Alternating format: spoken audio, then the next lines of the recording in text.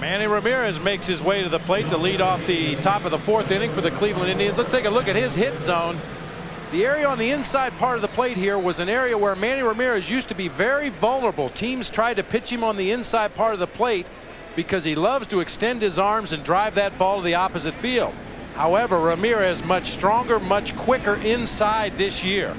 He hit a home run on a ball last night that was on the inside corner of the plate and buggy whipped it deep into the bleachers down the left field line.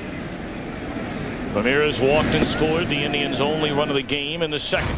Here's the home run we were talking about in that game last night. That pitch was up above the belt on the inside part of the plate. Ramirez very, very quick. He has really developed into a multi-purpose hitter. You just cannot make any mistakes on this man.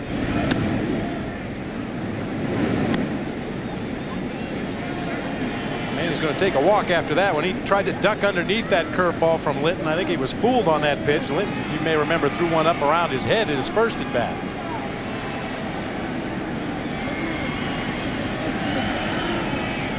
Two and 0, dangerous hitters count on a dangerous hitter.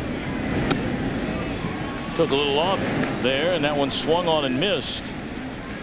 From 1962 to 1996, 28 years, there were only 4 players that hit 40 home runs and drove in at least 140 runs in the same season. Albert Bell was one of them in '96. Last season alone, 7 players reached that plateau, including Albert Bell and Manny Ramirez. Ramirez will do it again this year. That gives you an idea about what has taken place from an offensive standpoint just in the last 2 years alone. And also it gives you an indication of what's taking place from a pitching standpoint. I think a lot of pitchers pitch themselves into hitters counts. That ball in the air to right center field, hit pretty well. King Sale at the track with room.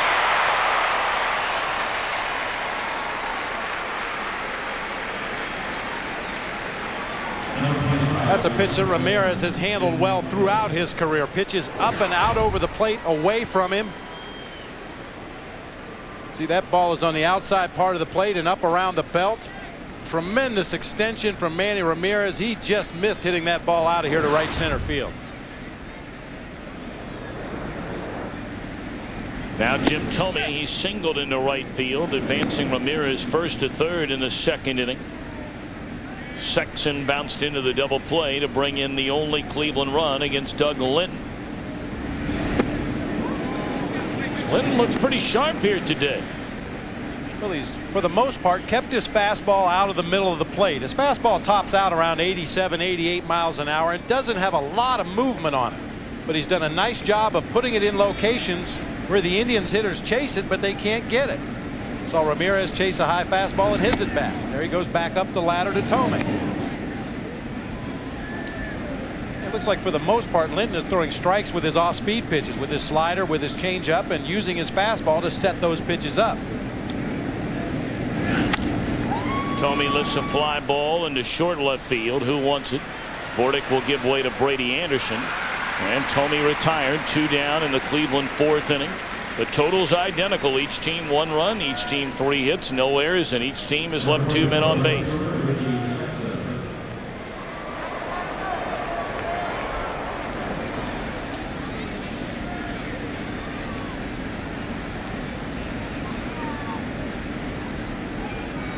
Richie Sexton bounced into that double play that brought in Ramirez in the second inning. And this one on the ground to third. Miners got it, and the Indians retired in order. We move to the bottom half of the 4th inning. Albert Bell to lead things off, a 1-1 affair.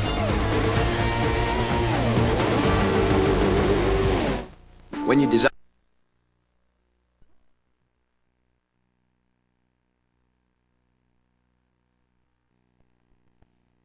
rebate certificate.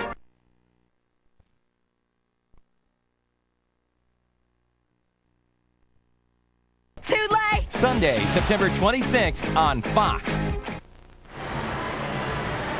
Bartolo Colon and the Cleveland Indians tied at 1 against Albert Bell and the Baltimore Orioles. And that'll be the matchup as we open the 4th inning. Bell singled into right field, leading off to second. Only his second career hit in 14 at bats against Colon. 1 of 14 coming in. The one, a home run.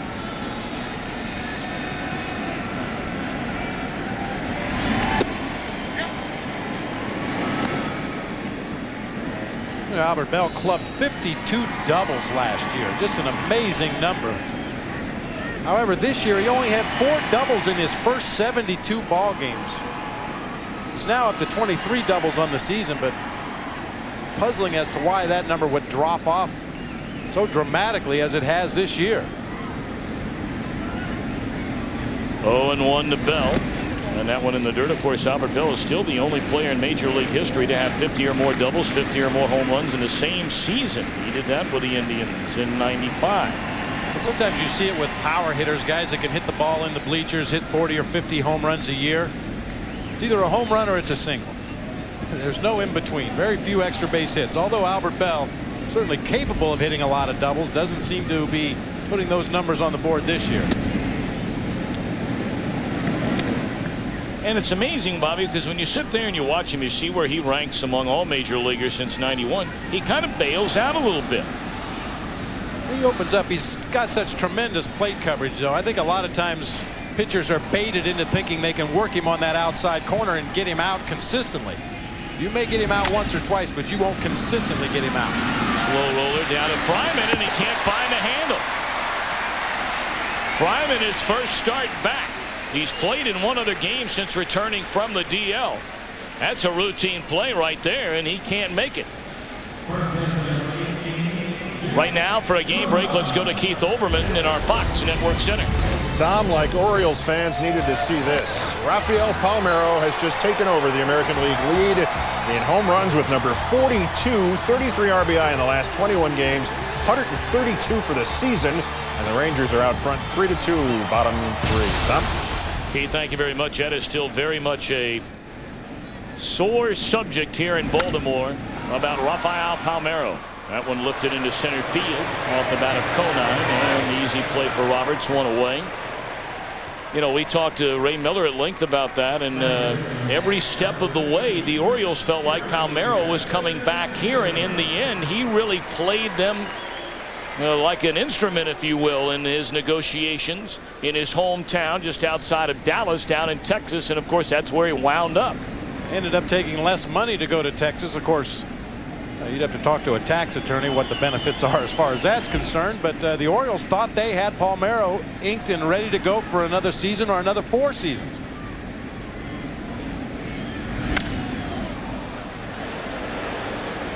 When you talk about a batting order, they had already made the decision to go sign Albert Bell, and they wanted Palmeiro and Bell going back to back in the order. I mean, you start mixing and matching guys like Brady Anderson and B.J. Surhoff and Cal Ripken Jr. to go along with Bell and Palmeiro. It's scary to think what kind of offensive ball club this could have been this year in Baltimore. And they had Harold Baines at the time as well. I mean, that is just a scary offensive lineup for an opposing pitcher. On the ground, Alomar, diving play from his knees, throws out Hairston. He's made those plays his entire career. Why should today be any different?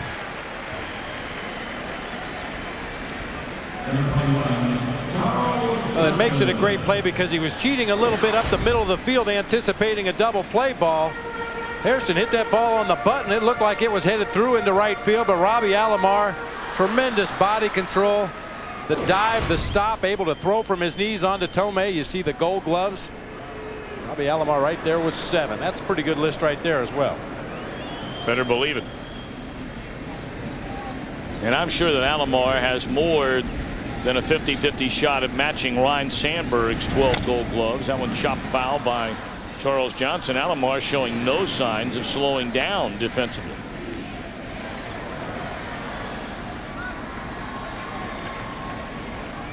Many here in Baltimore also get a little upset when you bring up the name Roberto Alomar. He had the great season in '96. He did have some injuries over the last couple of years, but nowhere near the kind of season that he is having in an Indians uniform this season.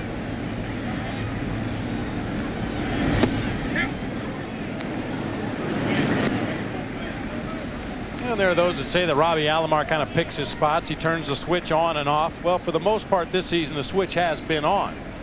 But you can see how Orioles fans and people within the Orioles organization would be upset with that, given the fact that he did not have the switch on often enough last season. The last 2 years, he never knocked in more than 60 runs in a year. 60 and 56 each of the last 2 years. And here he sits with 105. You can make the argument he's a lot more healthy this year, and that would be true.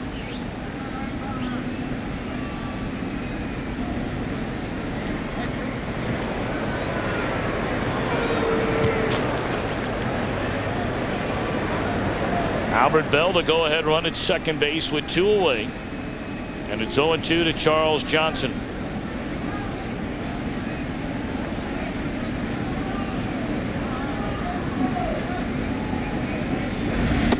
Struck him out, just blew him away. 5th strikeout by Bartolo Colon. Alomar and the Indians knotted at 1 here in Baltimore.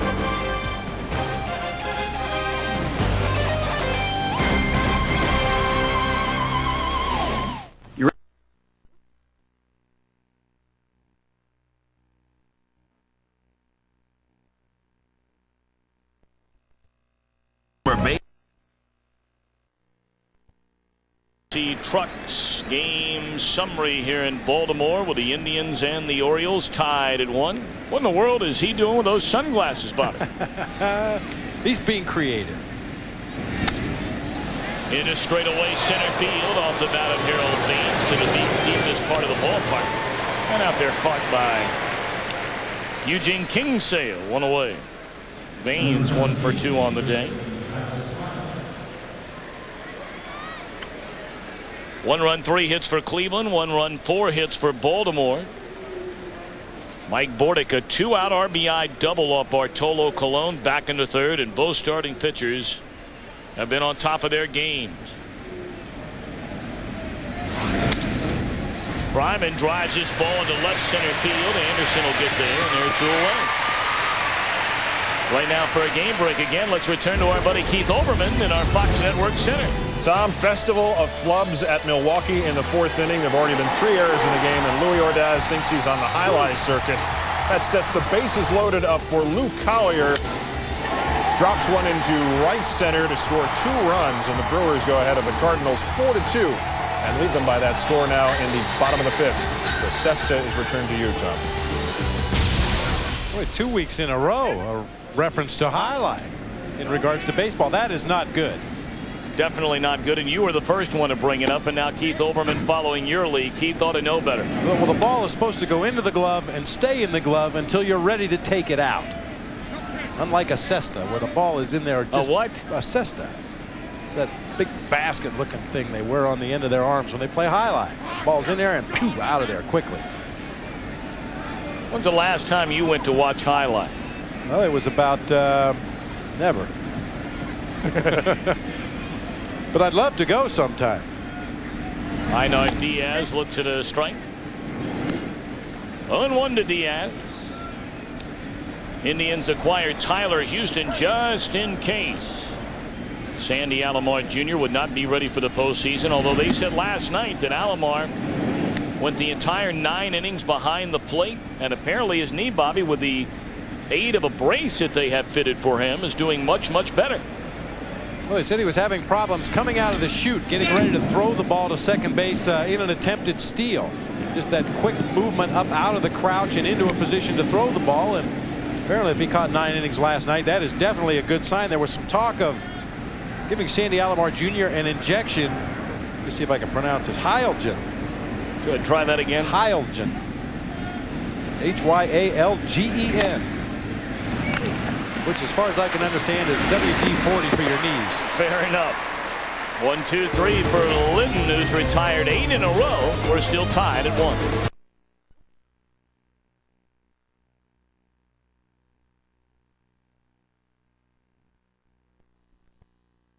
By DirecTV. From Cleveland, Ohio, 20-year-old George Vlasic going to work on the famous Etch-a-Sketch. Wow, that is amazing. That is sweet. I can't even make boxes with those things.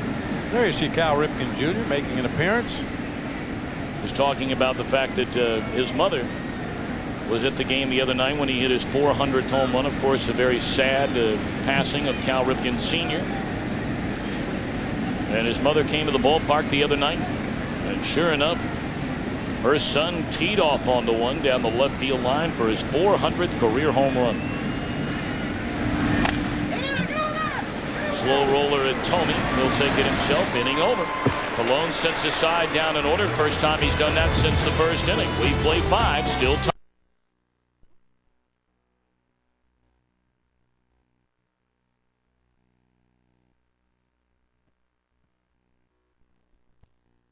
Down the NFL 1 hour before kickoff. Join Terry, Howie, JB, and our buddy Chris Collinsworth for the most animated pregame show on television. Noon Eastern, 9 Pacific. Premiering next week, Bobby. There you go. Look at Ryan Ripken, his daddy Cal Ripken Jr. taking the ball game off. Of course, his unbelievable streak. 2,632 consecutive games started on May the 30th, 1982. Broke Lou Gehrig's record. September the 6th of 95. That one on the ground by Roberts. Nice play by Hairston. One gone. And then it was September the 20th of last year, the night Cal Ripken's consecutive game streak came to an end against the New York Yankees. Ryan Miner got the start in that one at third base, and of course Cal Ripken Jr. made that decision to have the streak, Bobby, come to an end. Well, it ended the way it lasted, with a lot of class. Guys showing a lot of respect for the game. I mean, Cal Ripken talks at length about how he learned how to be a major leaguer from his father. He learned how to act on the field, learned how to take care of his teammates, and he has been a shining example of everything good about the game of baseball. That one popped up. In foul ground is Johnson for the second out. To put Cal Ripken Jr.'s major league record of the 2,632 consecutive games played into perspective, major league teams have used the disabled list 5,045 times between the start of Ripken's streak in May of '82 until he went on the disabled list for the first time this season. Over 5,000 times. And it goes without saying that there were many days, perhaps hundreds of days throughout the course of that streak, where Cal Ripken was considerably less than 100% physically. But mentally, he thought that he should be in that lineup every day, and he played through the injuries, and he played well through the injuries. 0-2 to Robbie Alomar. Well, Bobby, you said he's everything that's good in baseball. He's everything that's good in life. Cal Ripken Jr., a model in the community, a model citizen here in Baltimore. Great class, great dignity.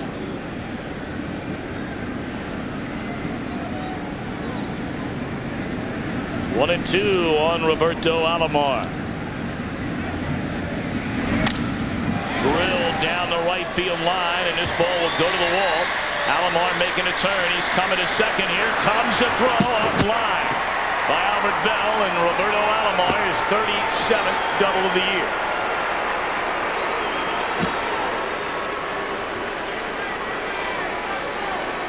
Good two-strike hitting by Robbie Alomar right here. Gets a breaking ball down low and just golfs it down into that right field corner.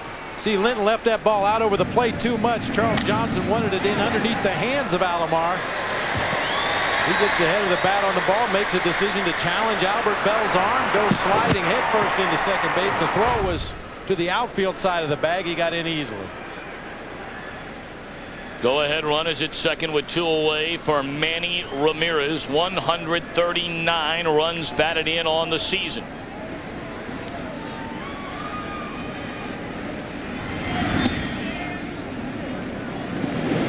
Linton appeared to lose his footing out there on the mound that time. Stumbled off badly to the first base side and completely missed his target behind home plate. Getting into uncharted territory for Doug Linton. His longest appearance this year was 6 1/3 back in April. He's also gone 6 innings one other time this season. 1-0 on Manny Ramirez, and he tries to stay away again and missed away. 2-0, and now Charles Johnson says timeout. We talked about both pitchers very sharp here today. Not a surprise from Cologne. You'd have to say it's a surprise from Linton. Well, Linton has done a good job, as we mentioned, just keeping the ball out of the middle of the plate for the most part, spotting his fastball well, getting the Indians hitters to chase the fastball out of the strike zone, and then getting him out with a variety of off-speed pitches. Linton, in his last 2 starts since being brought back up from the minor leagues, has gone a total of 10 2/3 innings, allowed 20 hits and 9 runs. And here he is against the best offensive team in the major leagues. Has only given him 1 run, 4 hits. 3-0 to Martinez. It's pretty obvious they're pitching around Ramirez right here. I mean, Charles Johnson went to the mound and had a talk with this pitcher, and the next pitch is about a foot off of the outside corner. Might as well go ahead and put him on right here and take your chances with the left-hander Jim Thome. 3-0 to Ramirez. Anything close, he may be hacking. They set up way outside. And there's a strike. I don't think the Indians have a take sign. If that pitcher lets it go, you have every right to swing at it. Would you? I wouldn't. I wouldn't give these guys any signs. Go up there and hit it as hard as you can. And then the guys, the veterans, you know the speed you have on the team. They know when to go and when not to go. And there's ball 4 to Manny Ramirez. Like a medicine bottle. Go up to the plate, hit it hard, repeat as necessary. And now Linton's going to have to come up with something here as Bruce Kieson makes his way out to the mound to have a word with him. They just want to make sure they know exactly how they're going to attack this dangerous left-handed hitter. Now, Thome, his first time up, singled into right field. He popped out to Brady Anderson in shallow left in the 4th inning.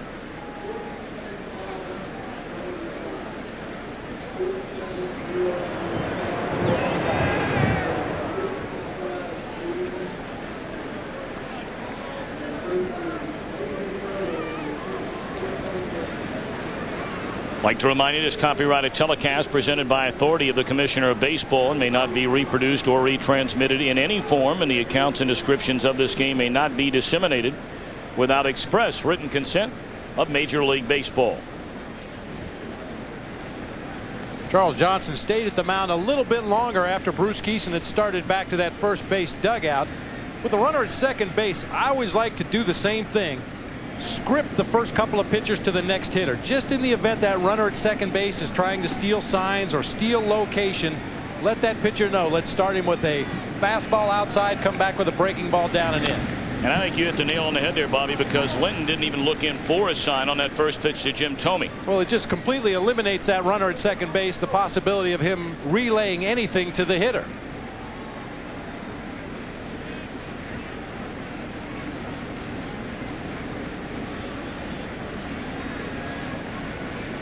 Two on, 2 out. 1-1 game in the 6th. A ball, a strike.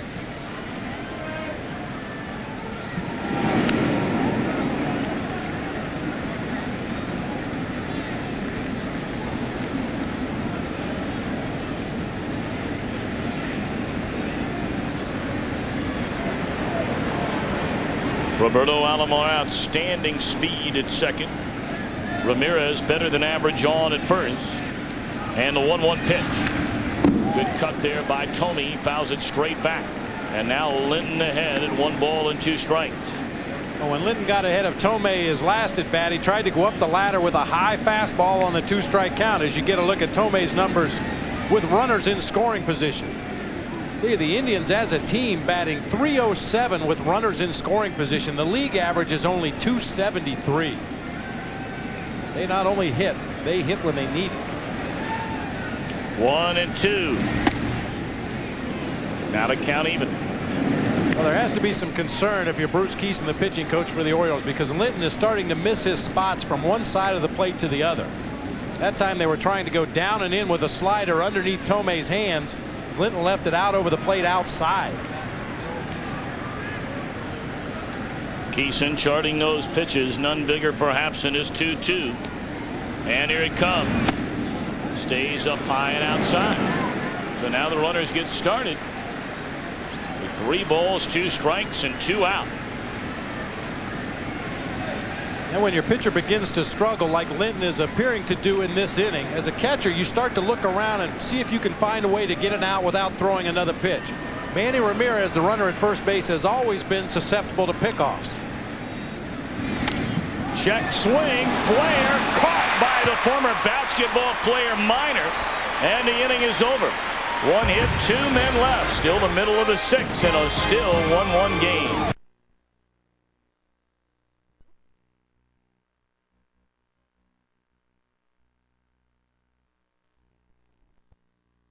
Chest.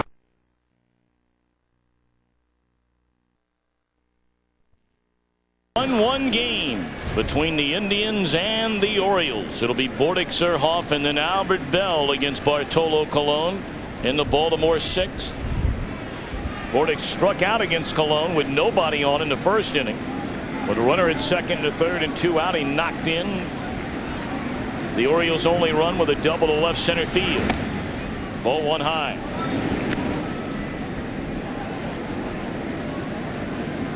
Guess where that baseball came from? Well, Dad.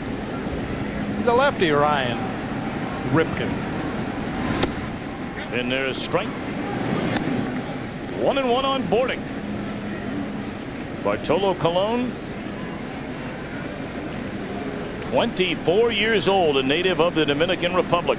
A 14-game winner a season ago. He's gone right by that this year, including, as we mentioned earlier, 8-1 in his 10 starts since the All-Star break.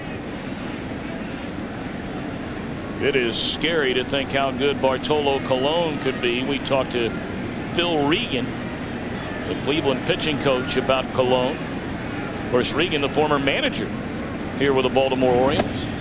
That one missed a little bit low and away. 3 balls and a strike.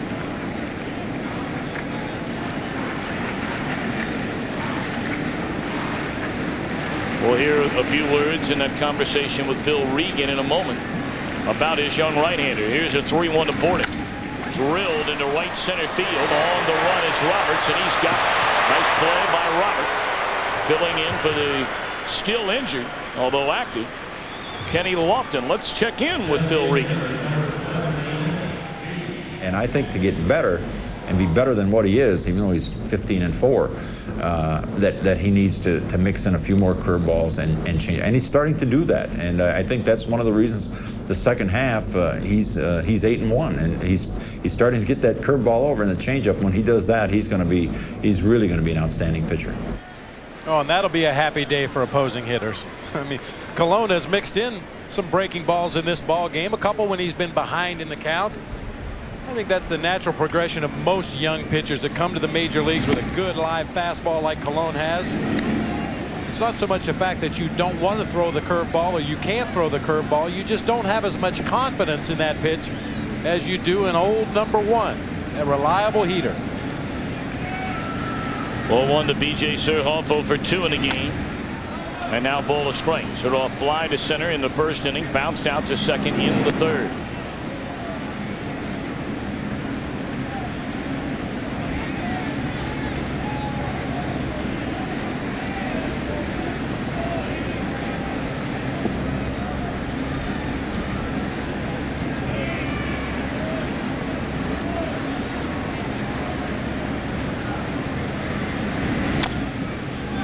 Colon ahead at 1-2.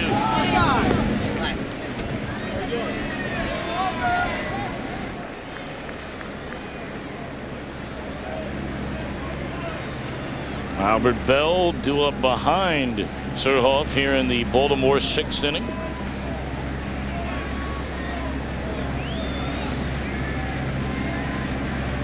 Colon has struck out 5. 4 of them came in the first 3 innings. And now the 1-2 on Surhoff. Well outside this Baltimore team, hard to figure. 7th best pitching in the American League. They lead the majors in complete games. They're 4th in hitting, 8th in runs scored. They're tied for 1st in defense. They have a lower ERA than Texas and Cleveland, and they've scored more runs than Boston. 2 of those teams for sure will be in the playoffs, and maybe all 3. Still 2-2 to Surhoff, but again, when you have 20 blown saves the first half of the year. I mean, that prevents any kind of winning streak. It prevents a team from reeling off, as you mentioned, Bobby, you know, maybe 12 out of 15, 18 out of 21, something like that. And it's a bullpen that even as we speak today is not healthy. They're very limited in what they can do down there. Have some pitchers that have worked a lot recently. They have some other guys that have suffered injuries and are not available for action today.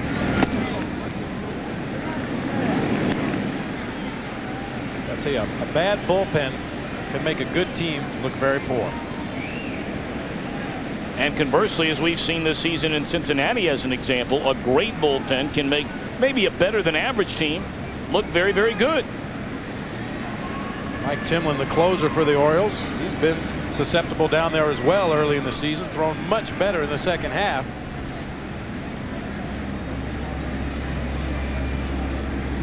Three and two on Surhoff. And again, fouled out of play. Quite a battle right here between Colon and B.J. Surhoff. Well, you know, the skeptic or the cynic says, oh, yeah, Timlin's pitched great over the second half. You're 15 out of first. You needed a guy to come through for you early in the year when the Orioles just had a terrible start.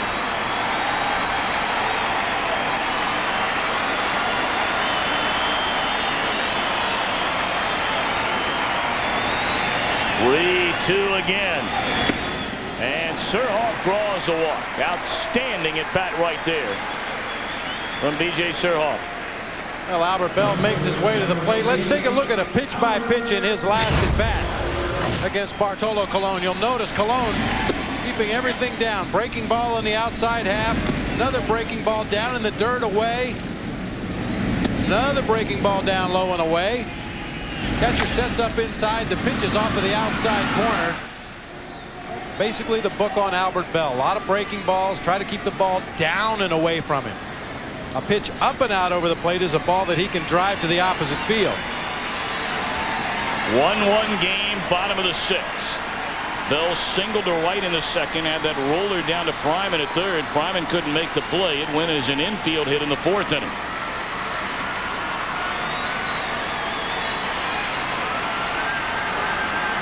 Mano here. The power of Colon, the power of Albert Bell. 1-1 game, 1 on, 1 out here in the bottom of the sixth inning. Fastball right down the chute. Strike one to Bell. Albert Bell's hit zone, the red areas he handles well. A lot of teams try to jam him up on the inside part of the plate, but you better have some giddy up on it if you're going to come in there. Colon definitely has enough giddy up to challenge Bell inside, but it looks like he prefers to go for that low and away corner. Setting up low and away again. And that one left out over the plate, and Bell takes it for strike two. Boy, that was a hanger right there. That's a breaking ball that most pitchers don't get back. Is Albert upset because he didn't swing, or the call? I think he's got to be upset that he didn't swing, because you really can't question that pitch too much. It was not in the location he was aiming for, but it was over the heart of the plate in the middle of the thighs. Colon ahead of Albert Bell. No balls, 2 strikes. Go ahead run is Surhoff at first base.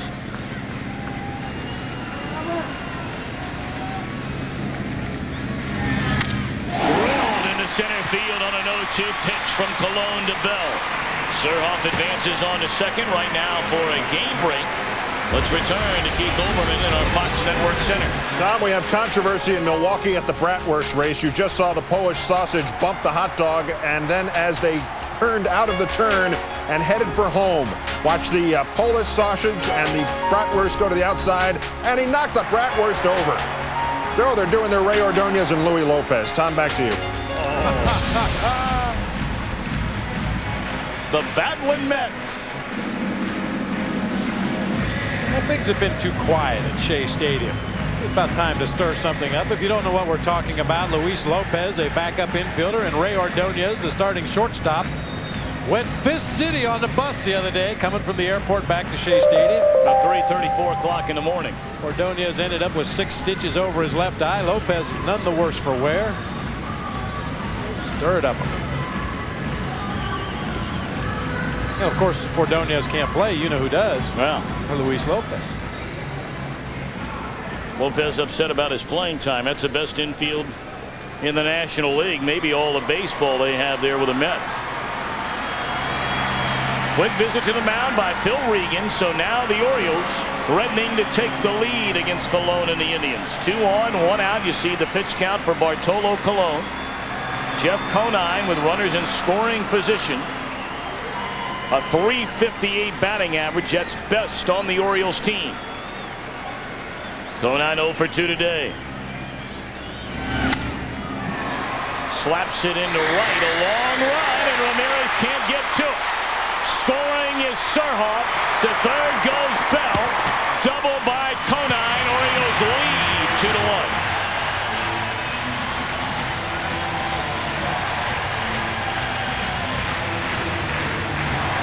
A good defensive right fielder makes this catch. I don't think there's any question about it. When you're talking Manny Ramirez, 37 homers, 139 RBIs, the trade-off is he occasionally will take very poor routes to fly balls. He came in on that ball initially and then tried to retreat. Just could not get back there in time. Bartolo Colon looking on as Manny Ramirez misjudges that ball down in the right field corner. Yeah, they say he's much improved over earlier in his career, but he still will misjudge the occasional fly ball, throw to the wrong base, overthrow the cutoff men. It's just part of the trade-off with Manny Ramirez. Now the Orioles with a chance for a big 6. They've taken a 1-run lead, their first lead of the game, and here's Hairston with runners at second and third and only 1 out. He is struck out and hit a bullet to the right side, a hit taken away by Alomar. Hits that one down the right field line and foul.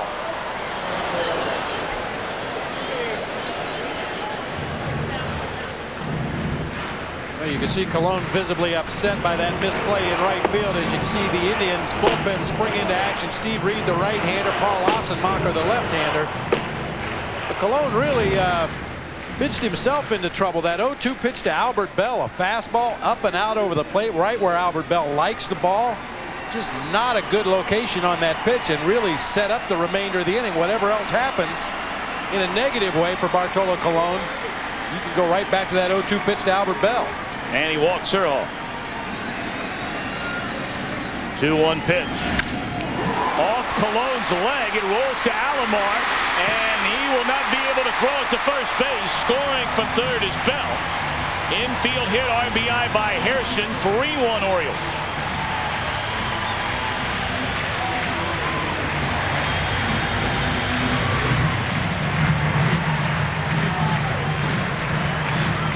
The ball hit like a rocket off the bat of Hairston back up the middle of the field. Colon never really in good fielding position. Ball hits him off the right shin and ricochets over to Robbie Alomar. No chance to make a play, however, on the speedy Hairston.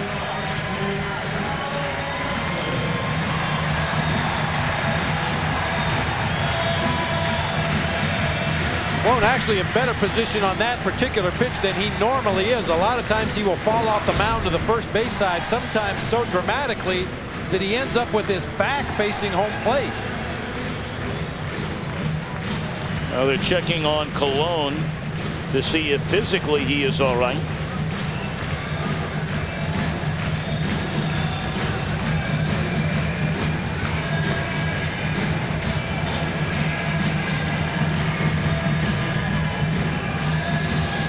And Colon will stay in the game.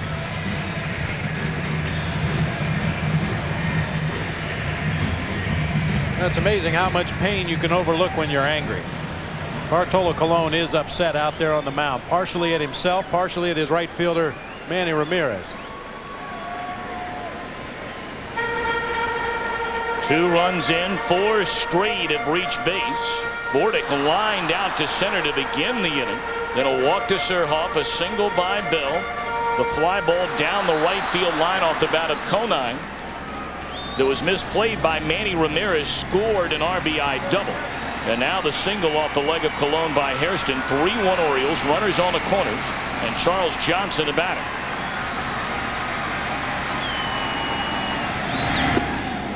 Good breaking ball there. 0-1.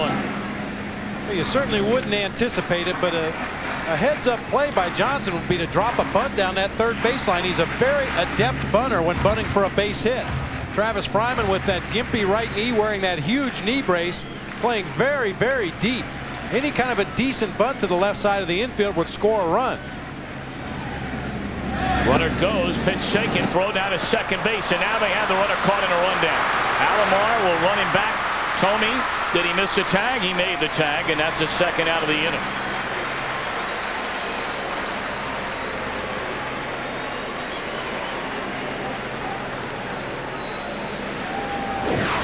Rainer Diaz with a strong throw to second base. You can see Hairston break. He realizes he's probably going to be thrown out, so he hits the brakes and tries to hang up in the rundown long enough to give Conine an opportunity to score from third. That is a rookie mistake. I think he might have had a chance to get in there had he continued on to second base. The throw was in the dirt. Alomar made a nice play to scoop it, but as you could see, he fielded that ball up in front of second base. A slide to the outfield side would have gotten Hairston into the bag and had two men in scoring position for Charles Johnson.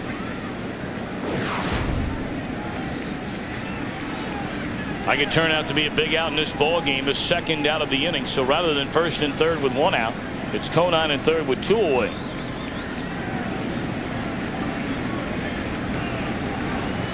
Oh, and 2 to Charles Johnson. Struck him out to end the inning. But the Orioles strike for 2, including the go-ahead RBI double by Conine. 3-1 Orioles. Back after this word from your local Fox station.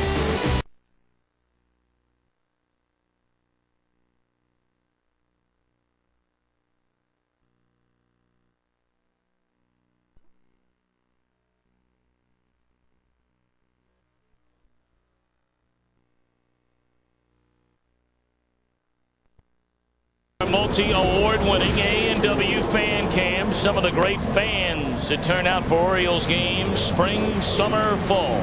Well, Mom was obviously a Grateful Dead fan. Start him early. Get him cheering early. Those arms pumping. Even an Indians fan here at Camden Yards today. Quite a few Indians fans made the trip here to Baltimore for this series. Yes. That little guy hoping his Indians can get things going. The overwhelming majority hoping to keep the bats silent as Linton opens up the 7th inning to face Sexton, Baines, and Fryman.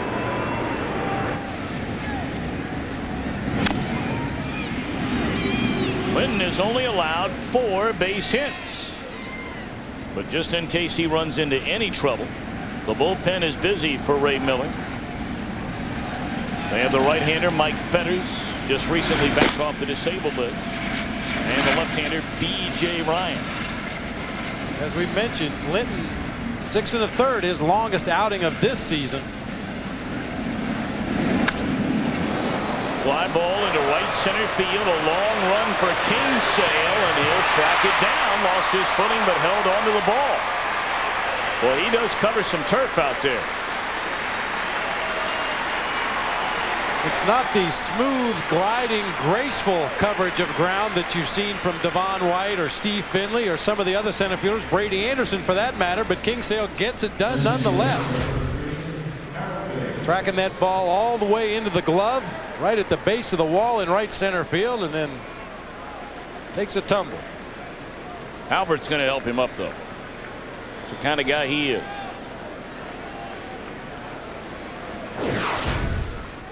One away in the inning, and now the batter is Harold Baines.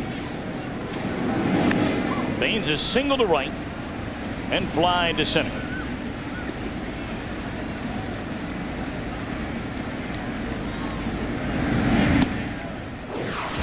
And Linton reacts to his center fielder tracking that ball down. Woo. Thank you.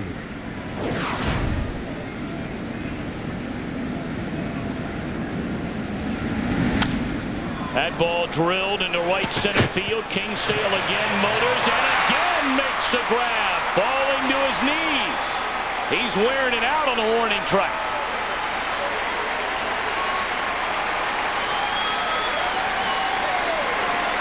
Well, he changed directions about 3 times tracking this ball into the gap in right center. This time Linton with a smile on his face.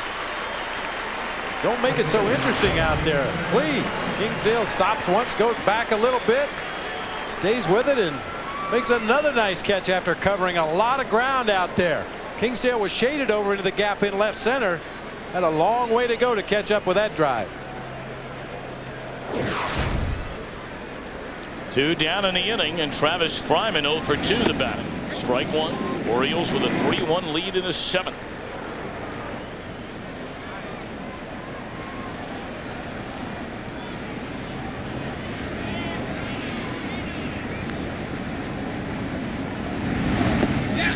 Breaking ball. Did he go? They appeal. And yes, 0-2.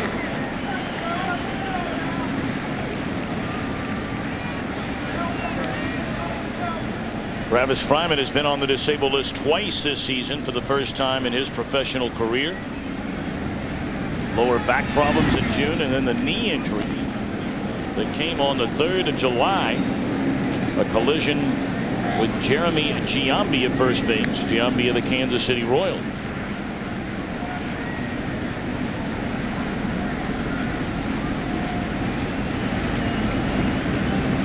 1-2 pitch. Got him swinging, and that'll end the inning. Lynn with 7 outstanding frames for the Orioles here today.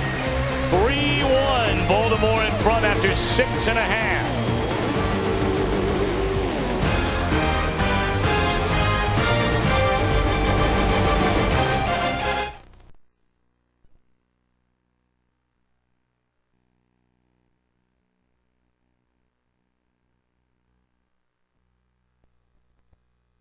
Action begins with a pregame show, noon Eastern, 9 Pacific, and Professor Brenly, you have not been wrong in predicting an NFL game for the better part now of 3 years.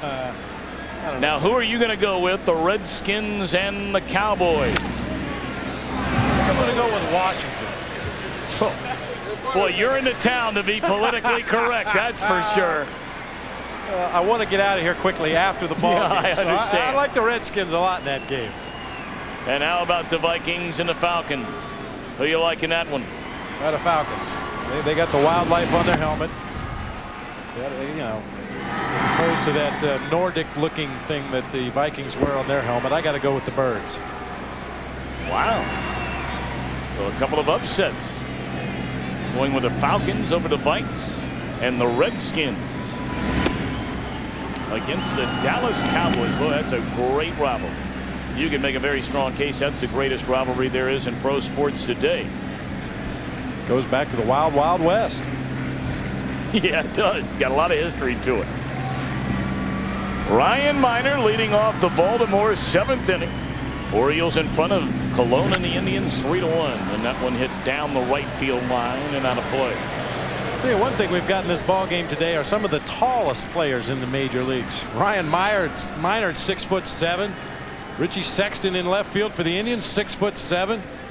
Start a heck of a basketball team with these two rosters. All you need is Randy Johnson on the mound. And I'll tell you, if you talk to people close to the Orioles, they'll tell you the best basketball player in the joint today is Cal Ripken Jr. They say he can hoop it up. Well, this Miner was some kind of player at Oklahoma. 2 sports star there for the Sooners.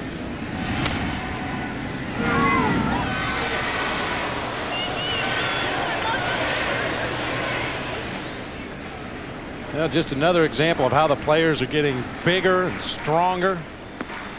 I mean, we're seeing 6'5" middle infielders nowadays. Cal Ripken, probably the guy that set the standard for shortstops in the major leagues for guys like Alex Rodriguez, who normally would have been considered too big to play shortstop. You got to move him to third. Well, Cal Ripken proved that you can be a big guy and play a valuable position in the middle and still do it successfully. There may be a day in the future where every major league club is filled with guys 6'7", 6'8". This one popped up, could be trouble, and Alomar will take care of that. Man, he is some kind of defender. Speaking of catches, how about Kingsale in the top of this 7th inning out there in center field? Running him down. Had a couple of plays to make. The first one was relatively routine. He fell after the catch. The second one, a much tougher play. And high fives all around for the youngster in center field.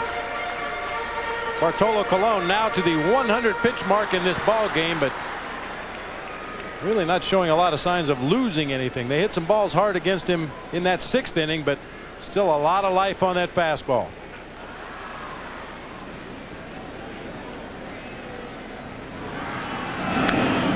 Fouled out of play. You know, Kingsale got the knock coming up through the minor leagues that he was injury plagued. He did suffer a sprained knee sliding into a bag during a game, but he also had a bone in his hand broken when he was hit by a pitch. And then, strange as this may seem, after he recovered and came back from that broken hand, on a pickoff play at first base, he was hit on the same hand and broke the same bone a second time. I don't know if that's injury plague. That's just freaky.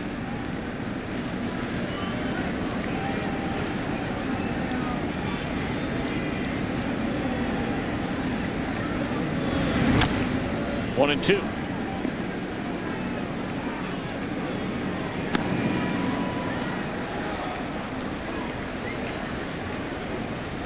It's a pretty good indication when you wear your watch on the bench that you're not going to get into the ball game.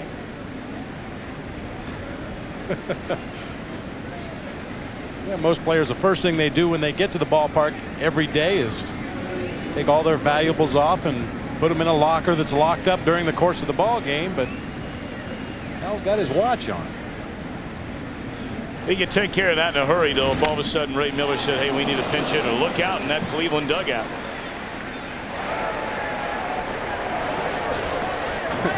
Yeah, must have been close to Phil Regan. He lost his hat over there. Saying, I'm all right. Mike Hargrove having a little chuckle. Of course, Hargrove is tucked around the corner there. He's out of harm's way. Clarence Jones says, I think I'll go back in the tunnel for the rest of this at bat. I don't want to get hit. Heck no. Clarence no dummy. Bill Regan, of course, the manager of the Baltimore Orioles back in 1995 when they finished 2 games under 500. Strike 3 called on the outside corner. 7th strikeout by Bartolo Colon. It's a good pitch, but watch how Einar Diaz pushes this ball back towards the middle of the strike zone. He gets outside the ball, and as he's catching it, his glove is coming back toward the middle of the zone. Many catchers will take that pitch on the outside corner and push it further outside. Just a very subtle turn of the wrist, and it makes that ball look much better than it really is.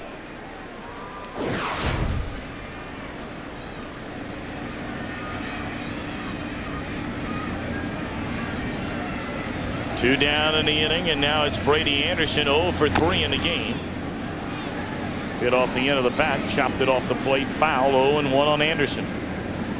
Boy, Anderson really has not even had a good swing in this ball game yet against Bartolo Colon. Got a couple of half swings, a couple of check swings. Apparently just not picking up the deliveries out of the hand of Bartolo Colon. If you don't see the ball until it's on top of you, you will take some funny swings. 0-1 to Brady Anderson. A ball of strike. Indians will have Diaz, and back to the top of the order in Roberts and Wilson. Linton appears to be finished as the bullpen continues to throw for the Orioles. He has just pitched a wonderful game, allowing only 4 hits to the Indians. Now that's pitching. And he has pitched in this ball game. He doesn't have the luxury that Bartolo Colon does to rear back and challenge hitters with fastballs down the middle of the plate. He has really had to pitch in this ball game, change speeds, move his fastball around, throw the breaking ball and a change up for strikes.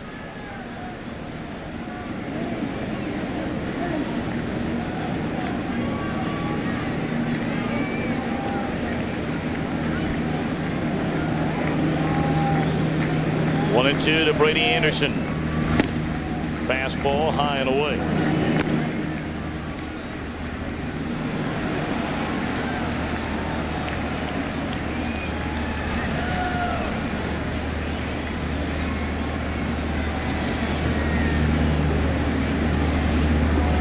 Triple digits on that last fastball from Colon. Still Still hitting 100 miles an hour here in the 7th inning.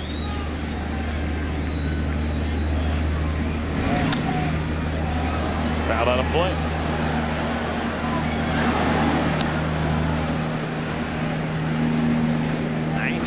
On that last fastball. It's understandable that Brady Anderson was a little tardy on that pitch. With 2 strikes, he's just trying to protect the plate, foul off the tough ones, and hope for a mistake.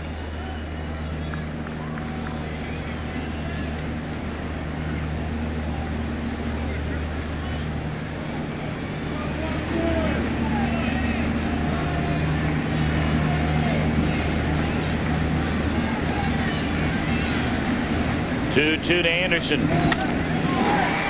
Alomar, the pickup throw, got him at first. He is some kind of player. Wow. End of 7 as you get one more look at the great Roberto Alomar. Orioles 3, Indians 1.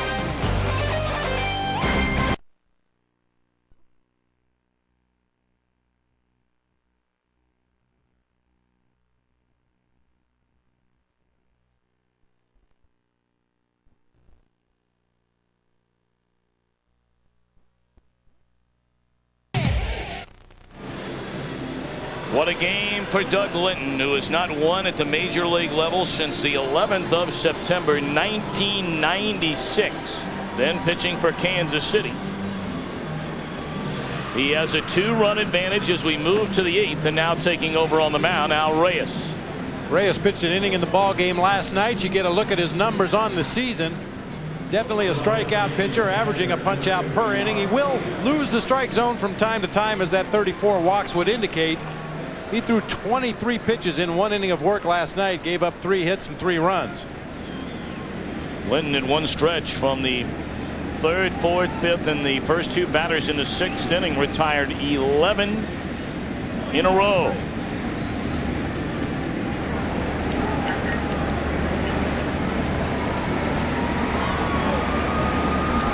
A lot of smiles on that Indians bench. And they're down by 2 in the 8th. There's ball 1 to Diaz, who will be followed by Robertson Wilson. Which can be disconcerting if you're the team on the field. You look over that dugout and there's no sign of panic or any sense of urgency. This Indians ball club has come from behind many times this year. They may not do it today, but they know they're capable of it.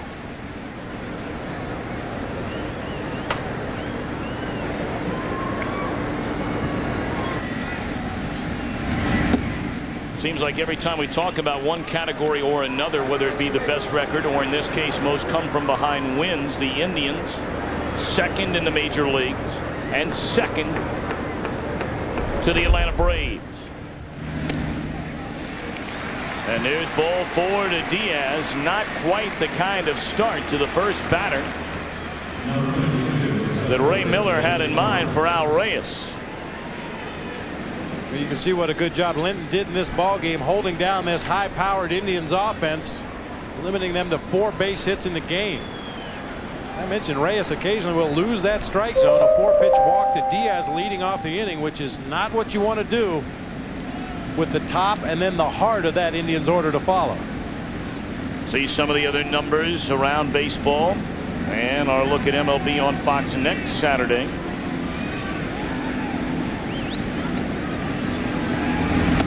Roberts looks at a strike. Roberts is always a threat to bunt for a base hit. Tremendous speed. He can bunt the ball down the 3rd base line or take it with him down the 1st base line, which is what he did in the game last night. Bunted the ball to Conine at 1st base and just outran the pitcher to the bag.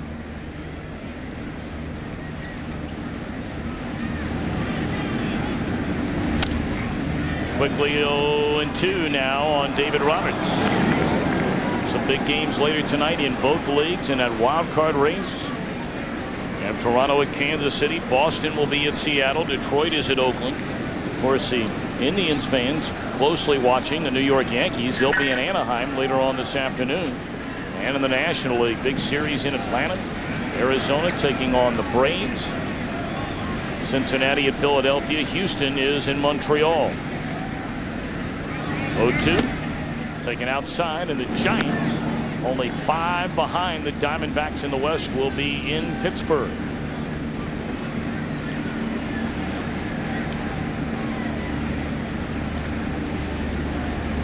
The New York Mets slipping further and further behind the Braves in the NL East.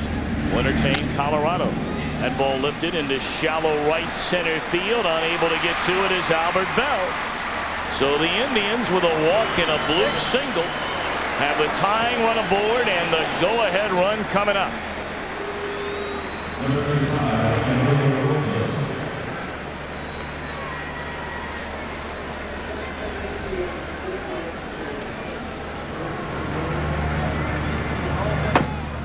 See activity in that Orioles bullpen. The right-hander Scott Kamianicki, the left-hander Jesse Orosco.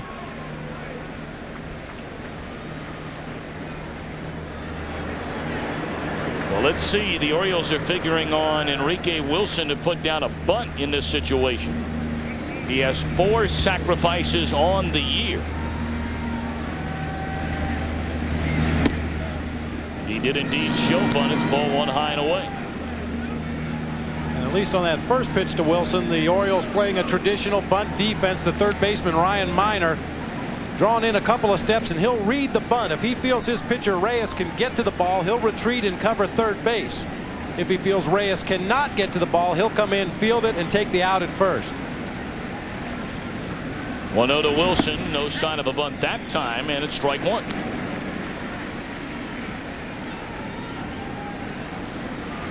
Mike Hargrove will give his signs to Jeff Newman, the third base coach, who will relay those to Wilson.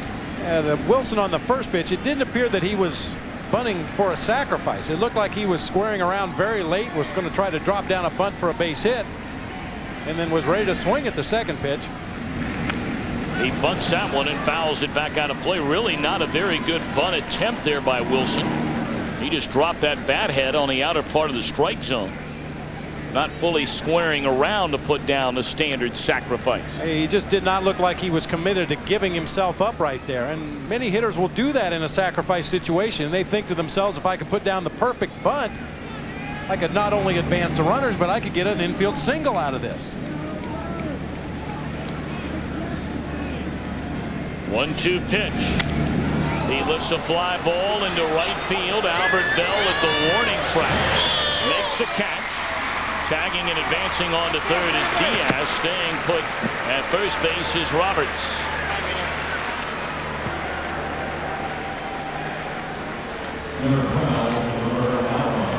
We welcome those of you who watched today as Milwaukee and St. Louis battled today. Tom Brenneman alongside Bob Brenly were at Oriole Park at Camden Yards, where the high-octane Cleveland Indians have been slowed down today by Doug Linton, who went 7 innings as the Orioles starter today. Linton has not won in the major league since 1996. Missed all of 97 with Tommy John surgery. Bring you up to date on what has taken so far. The Indians have runners at first and third with 1 away, batting here in the 8th inning. And Ray Miller will make a pitching change with the heart of the Indians lineup coming up. He'll bring on Jesse Orosco and turn Roberto Alomar around. We'll take a timeout. Back with more right after this.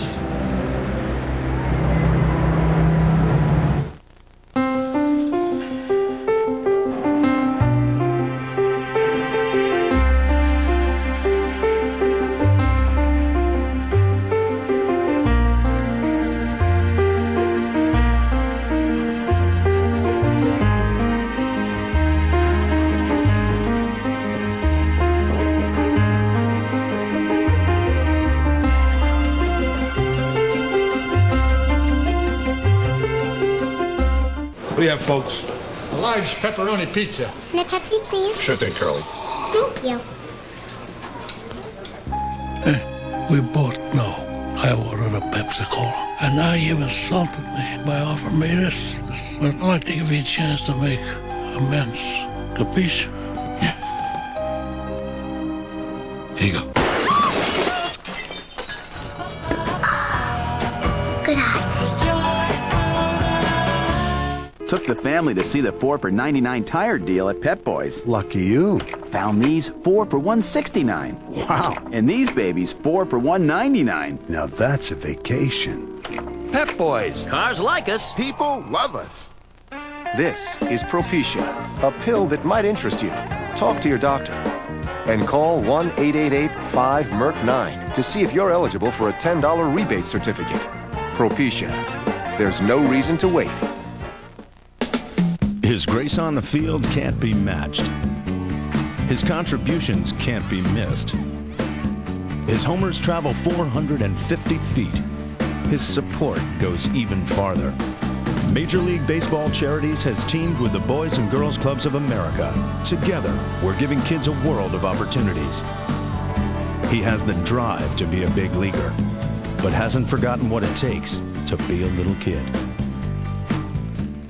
A tourist turns up dead, but the clues don't add up. We have several mysteries wrapped up in one case. America's Most Wanted, all new at 9 tonight on Fox.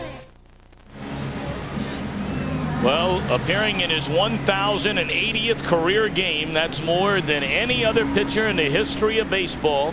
Left-hander Jesse Orosco. Jesse Orosco still getting it done. 30 strikeouts in 27 innings. And again, we welcome those of you who watch Milwaukee beat St. Louis today 4-2. Here it's Baltimore 3, Cleveland 1. Runners on the corners in the Indians' 8th inning. Roberto Alomar 0 for 9 in his career against Jesse Orosco. And the left-hander turns it loose. It's fouled out of play. Alomar has been brilliant in the field again here today. And going both directions, taking a base hit away from Hairston, going to his left. Also goes up the middle of the field, the long throw back across. He's just done it all defensively. He doubled to right field his last time up. His first 3 at-bats came as a left-handed hitter, and now turns around to bat right-handed.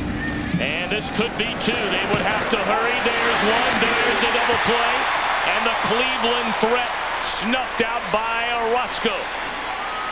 So Linton and the Orioles come to bat in the bottom of the 8th. Still in front, 3-1.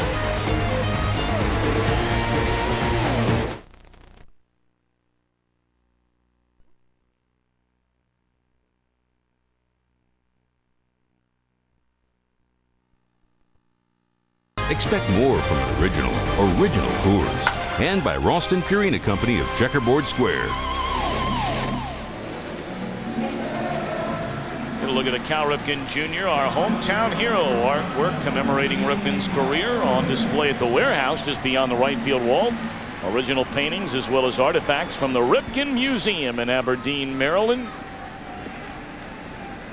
One of the game's all-time greats, future Hall of Famer, first ballot Hall of Famer Cal Ripken Jr. But he's still got a lot of good baseball left in him, though not in there today. His Orioles with a 3-1 lead as we go to the bottom half of the 8th inning. Bordick, Surhoff, and Bell, and Colon still in there for the Indians. In there a strike.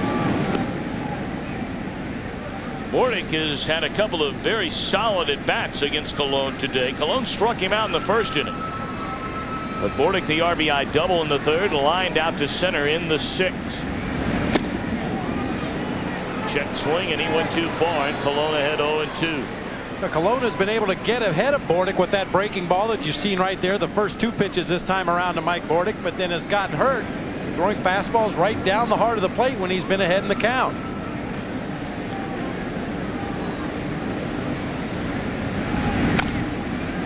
Going to be a tough try here.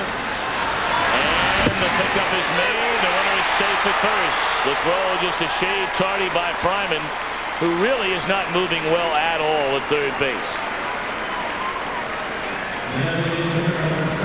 Very slow developing play right there. Bordick doesn't hit the ball particularly hard. You can see the slight hesitation before Fryman committed to that ball. And by the time he gets it across the infield to Jim Thome, Bordick had hustled out an infield hit.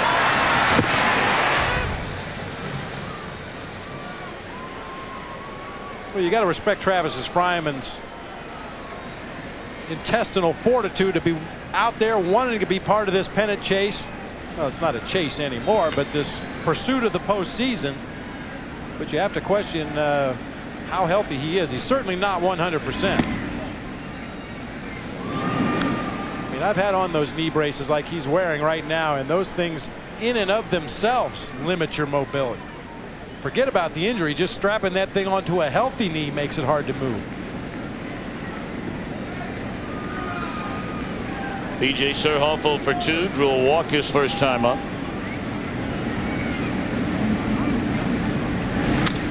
And that one drilled into right center field, but Ramirez is there for the first out in the 8th inning. Well, they have Steve Reed still getting loose in the Indians bullpen, but Cologne showing every sign of wanting to get through this 8th inning. Well, as we mentioned last inning, he's not lost any velocity from his fastball, and if anything, his breaking ball looks like he has better command of it at this point of the game than he did earlier in the game. When you run up earlier, the 1-out walk in the 6th inning to Surhoff, and then the mistake pitch to this man. Albert Bell, after getting ahead 0-2, left a fastball up and out over the plate, and Bell smoked it into center field for a base hit, setting up the 2-run Orioles 6. High fly ball into right. Ramirez has it. 2 away. You're looking ahead to the Cleveland 9th inning. It'll be Manny Ramirez, Jim Thome, and Richie Sexton against the right-hander Mike Timlin.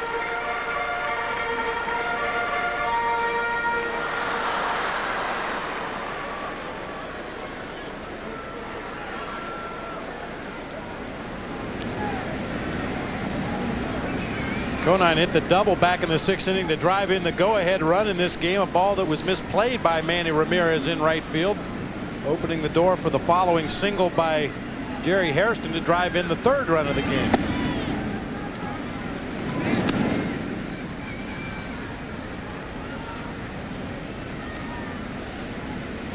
The Indians have won 12 games at home in their final at bat. They've won 19 games overall this season, road and home, in their final trip to the plate. That's a stunning figure in and of itself. 19 victories in the Indians' final at bat. That's why we've seen that very relaxed atmosphere over in that third base dugout. Not that they're going to come back and win this game, but when you do it that many times over the course of the season, anything is possible. You never feel like you're out of a ball game.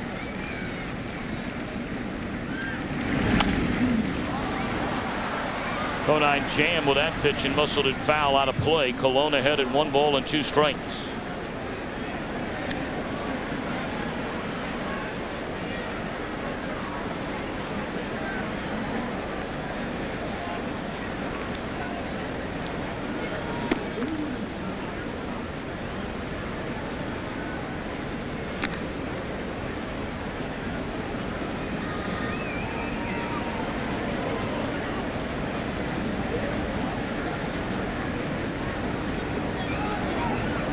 Bartolo Colon taking a long time to regroup and get back up on that rubber and deliver this 1-2 pitch to Jeff Conine. Staring at the baseball, talking to himself, talking to the baseball, fixes his hat.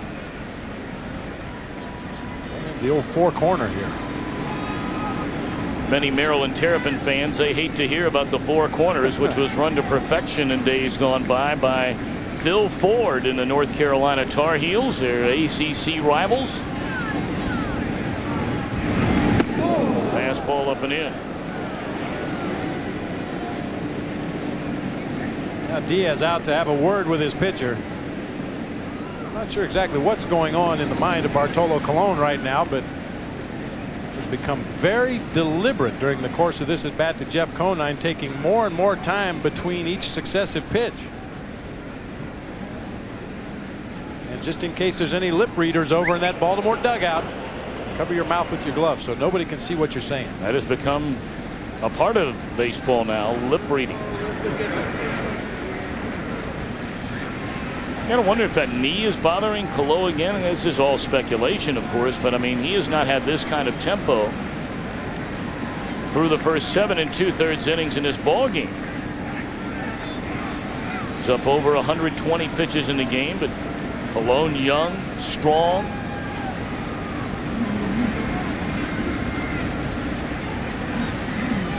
Two and 2 on Conine.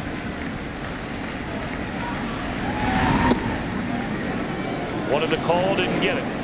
3 balls, 2 strikes.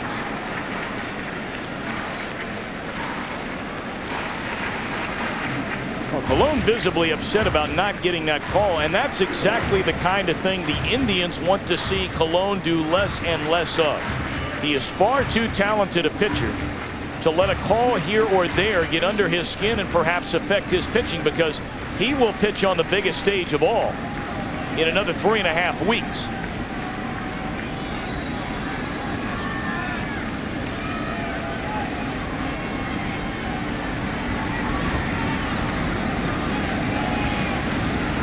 Reed 2 to Conine. With 2 away, the runner gets started. And it's lined into center field. It'll fall in front of Roberts, a base hit.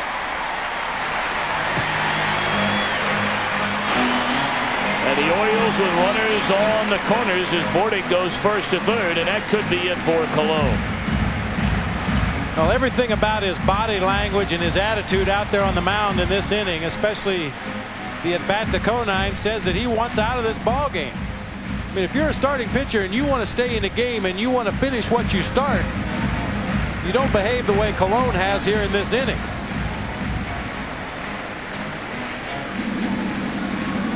Steve Reed is ready in the Cleveland bullpen. And one of two things could be happening right now. Hargrove's giving him a little more time, and he has now given a signal to the bullpen, starting to say, maybe he's saying, Bobby, hey, you know, is there a problem here? You want in, you want out? What do you want to do? Well, he's leaving.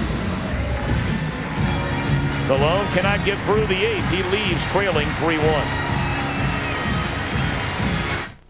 When your dog is the star of a comic.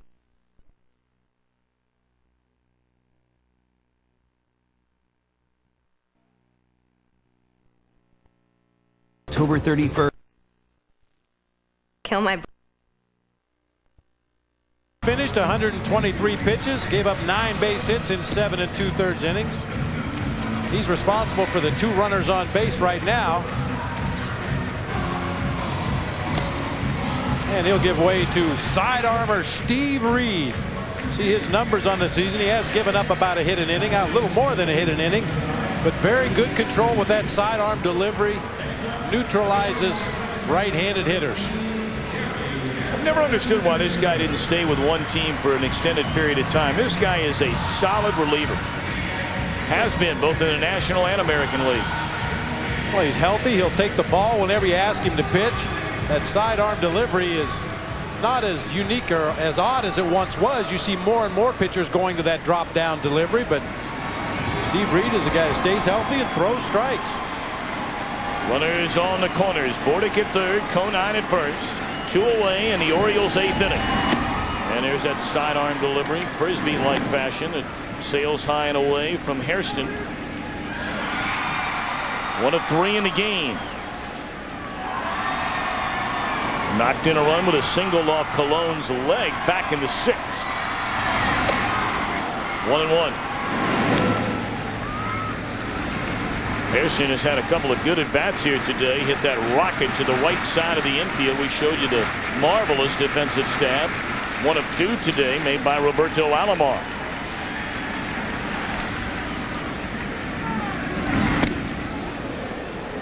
Two and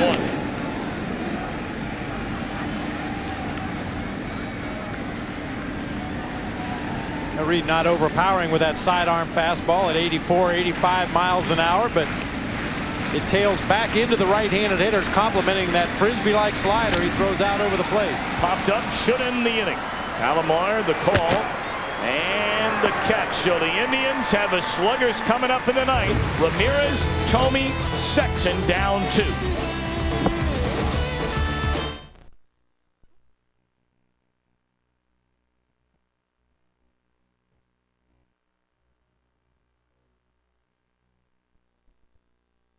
Gathered around. A lot of head nodding going on right there. Unfortunately, that's part of a manager's job nowadays at the major league level. Guys get to the big leagues so quickly. You have to offer instruction as well as just game strategy. Jeff Rebele takes over at third base for the Baltimore Orioles, and closer Mike Timlin on to try to close out the deal for the Orioles. You see his numbers on the season. Brought up earlier, the Orioles, Bobby, had 20 blown saves up to the All-Star break. They've only blown 2 since. Yeah, Baltimore's lost 6 games this year in which they had a lead after 8 innings. That's the most in the American League this year.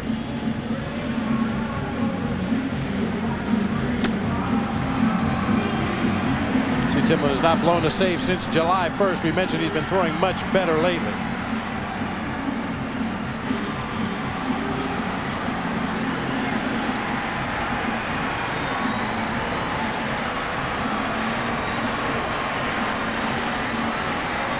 We welcome those of you scheduled to see the New York Yankees and the Anaheim Angels. We understand we're having a few technical difficulties bringing you that game, working very hard to get them all straightened out. Tom Brenneman, Bob Brenly, our entire crew here at Oriole Park at Camden Yards, where the Orioles are in front of the Indians 3-1. Cleveland comes to bat in the 9th inning against Mike Timlin on the pitch for the Orioles, and it's ball 1 to Manny Ramirez, who is 0 for 1. He's walked twice, scored a run, but Ramirez misplayed a ball in a 1-1 game back in the 6th inning in right field that was scored a double and an RBI by Jeff Conine when the Orioles scored twice against Bartolo Colon to take their current 3-1 lead. And again, those of you expecting to see the Yankees and the Angels, we'll try to bring that one to you ASAP.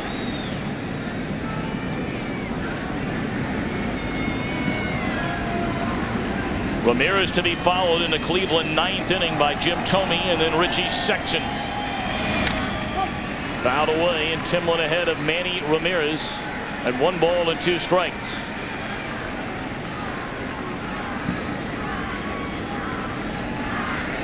Indians battling it out, of course, for the best record in the American League with the Yankees. Cleveland 2 games better going into play today, and now the way the playoffs are set up, the team with the best record will have home field advantage throughout the postseason, and we know that it could be a collision course between the Indians and the Yankees to reach the World Series, although Texas and Boston and a couple of others may have something to say about that.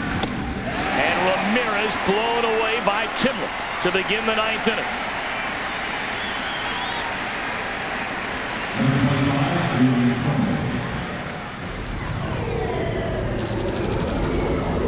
Well, our Energizer play of the game, Eugene Kingsale out in center field for the Orioles on back-to-back plays, crashing into the wall in right center field. Fine running catches by the youngster. Kingsale getting a chance to play center field here over the last month of the season. Brady Anderson being moved into left field. 1 away in the Indians' 9th, and there's strike 1 to Thome, who is 1 for 3. He is single, popped to shallow left, and popped up to the third baseman, Ryan Miner.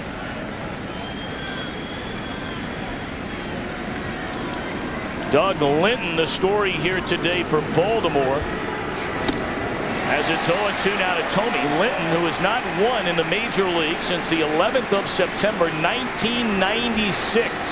Pitching then for Kansas City, missed all of 97 following Tommy John surgery. Making only his 5th start, and he's shut down the Tribe through 7 innings, 4 hits and 1 run. On the ground and through the hole into right field, a base hit by Thome. So the tying run will come to the plate for the Indians here in the 9th. And it comes in the form of Sexton, who has 27 home runs on the year.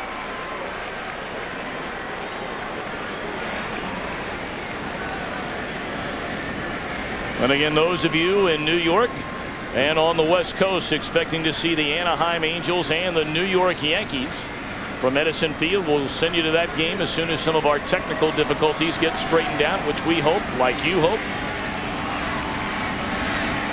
is just right around the corner. Sexton waits, and it's ball 1 outside.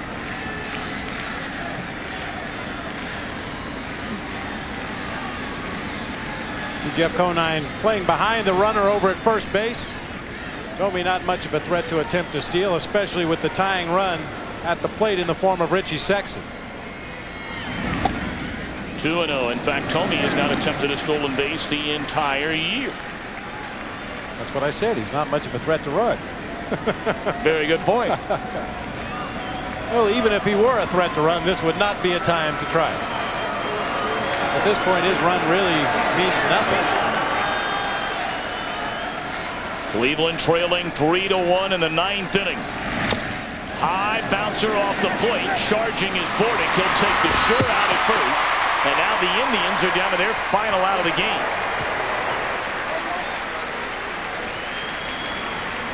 Well, you can only imagine what is going through the mind of Doug Linton. He had a very serious shoulder injury, which warranted surgery, coming up through the Toronto Blue Jays organization. Bounced around 3 other ball clubs before landing in Kansas City. He had the Tommy John surgery, came all the way back, has pitched very well in the minor leagues this season after a stint in winter ball, and is on the verge of getting his first win since 1996. And you have to give a lot of credit to the Baltimore Orioles organization for giving Doug Linton a chance. Many times when a pitcher goes through arm problems, especially early in his career, most recently, as you mentioned, that Tommy John surgery, if they don't see that overpowering fastball, they're not interested. But Linton, obviously, since he does not have that overpowering fastball, has learned how to become a pitcher, and he pitched an outstanding ball game today. Now Harold Baines takes a hack at that first pitch from Timlin and fouls it off. Baines just came over from the Orioles to the Indians. He has 24 home runs this season, 1 of 3 in a game today. Lined out to the wall in center field his last trip in the 7th.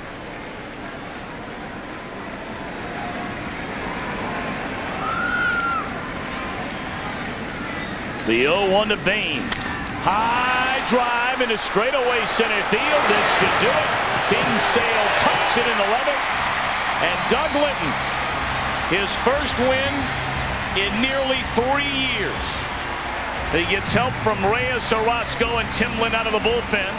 And the Orioles beat the Indians today in Baltimore. 3-1 our final score.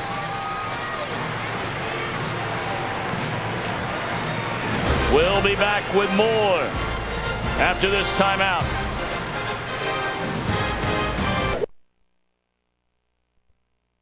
'28. Chet Lemon set the American League record for the White Sox in '77. Grounder to third. Williams, good play, good throw, 2 out. I wonder if old Taylor Dowdett was playing between Joe Medwick and Pepper Martin in the Cardinal outfield way back then. I don't know.